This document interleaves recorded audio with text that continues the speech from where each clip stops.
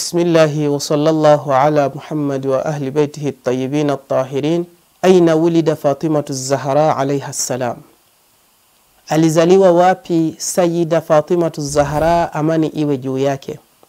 Amezaliwa bibi huyu mtukufu, bibi Fatima Zahra, katika mji mtukufu wa Makka. Alizaliwa tarehe 20 ya mfungo 9 Jamadul Akhir mwaka wa 615 sawa sawa na mwaka wa 5 baada ya bi'that, yani baada ya kutumilizwa utume wa bwana mtume Muhammad sallallahu alayhi wa alihi wasallam. Ndugu zanguni Waislamu, bibi huyu Fatima Zahra alayha salam, kama tulivyotangulia kuona, amezaliwa katika mji mtukufu wa Makka.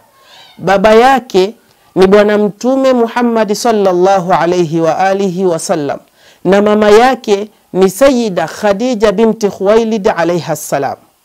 Tunaona kwamba amezaliwa bibi huyu mtukufu katika nyumba ya nuru, nyumba ambayo ilikuwa ni kituo cha kwanza cha wahai kwenda kwa Waislamu, nyumba ambayo alikuwa akiishi bwana mtume na bibi Khadija, amani ziwe juu yao.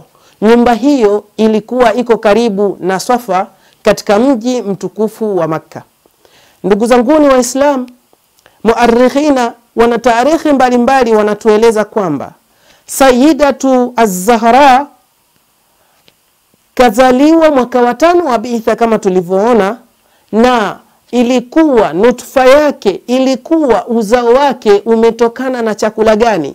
Ni wakati ambapo bwana mtume sallallahu alayhi wa alihi wasallam alikuwa amepelekwa Mi'raj na Mola wake, na wakati yuko Mi'raj, Mwenyezi Mungu katika ziara yake bwana mtume aliingizwa peponi, na kule akapata karamu ya tunda au matunda.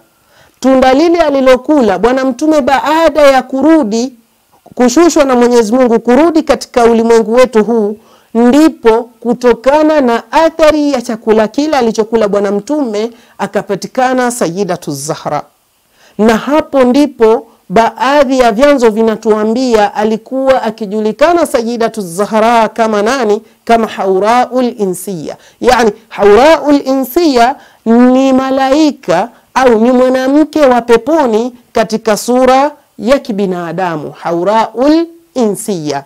Kwa hiyo tumeweza kuona kwamba bibi huyu mtukufu amezaliwa katika mji mtukufu wa Makka, katika nyumba tukufu ya bwana mtume na bibi Khadija, lakini kwa wazazi watukufu khairu khalqillah, bwana mtume Muhammad sallallahu alayhi wa alihi wasallam ndiyo baba yake, na mwanamke bora katika wale wanawake wanne, ambao wanawake wanne bora miongoni mwao ni Sayyida Khadija binti al-Khuwailid,